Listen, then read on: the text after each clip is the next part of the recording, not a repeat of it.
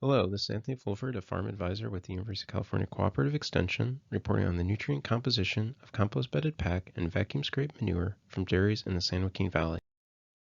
Compost bedded pack barns attempt to manage the temperature and moisture of the bedded pack to optimize composting of freshly incorporated manure. Vacuum manure, on the other hand, is collected as a high moisture slurry that requires active composting or drying to facilitate application of manure solids. So the question that this project addressed was, what is the seasonal composition of manure in these two different types of management systems, and what are the implications for its subsequent use? To address this question, representative manure samples were collected from 2 compost-bedded pack barns and 4 vacuum dairies, once in the summer representing a warm season, and once again in the winter representing a cold season sampling. A characterization of the physical and chemical composition of these manures was completed for each season. Looking at the results for the compost-bedded pack manure composition, the highlighted heifer barn at the bottom of this table shows that there are greater total solids and lower moisture in this manure compared to the manure that was collected from the lactating barns. This is likely a reflection of differences in heifer diet and herd management.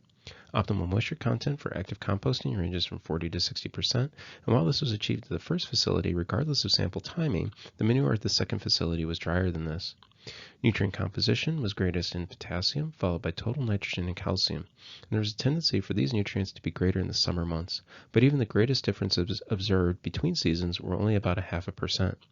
Due to only small changes in nutrient composition between the seasons, fertilizer value of the manure was similar, likely an indication that freshly added manure to these barns was effectively being composted in both the winter and summer months. Turning now to the results for the vacuum manure composition, vacuum manure exhibited low total solids and high moisture percentage, regardless of season, which indicates drying will be required prior to its handling and use. Nutrient content was greatest for total nitrogen, potassium, and calcium in the winter months, and there was as much as a 1% difference in total nitrogen between the seasons. A seasonal impact on nutrient content resulted in noticeable differences in this manure's fertilizer value.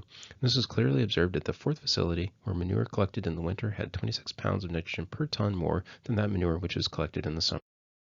Some core ideas from this project included the consistent nutrient profile of compost-bedded pack manure makes it easier to incorporate in best management practices for manure handling in both the winter and summer months.